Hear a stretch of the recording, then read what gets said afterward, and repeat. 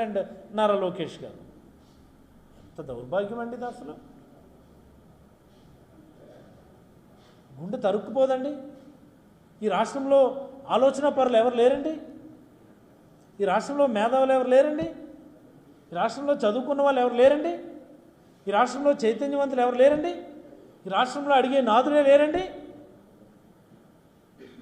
ప్రభుత్వం ఇష్టానుసారం ప్రభుత్వ ఆస్తుల్ని రియల్ ఎస్టేట్ వాళ్ళకి నామినల్ ప్రైస్ కట్టబెట్టేస్తుంటే కనీసం స్పందించే వాళ్ళు ఎవరు లేరండి? మీడియా సంస్థలకి అంత ఆలోచన లేదండి? అంత బేసిక్ రీసెర్చ్ ఎవరు చేయడం లేదండి? బాధ, ఆవేదన. ఈ ప్రభుత్వం చేస్తున్న పనులు ఒక్కొక్కటి గమనిస్తే ఆవేదన.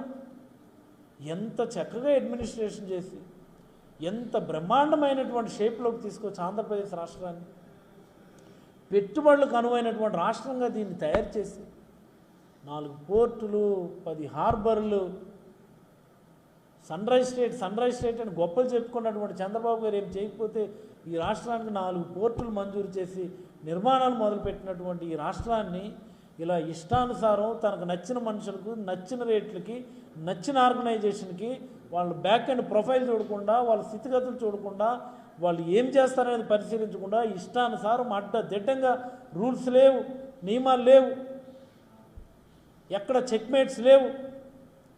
మరి ఈ రాష్ట్రంలో ఉన్నటువంటి చీఫ్ సెక్రటరీ ఆ కన్సర్న్ అధికారులందరూ ఏం చేస్తున్నారో అర్థం అవడం లేదు. ఈ రకంగా రాష్ట్రాన్ని అమ్మేస్తూ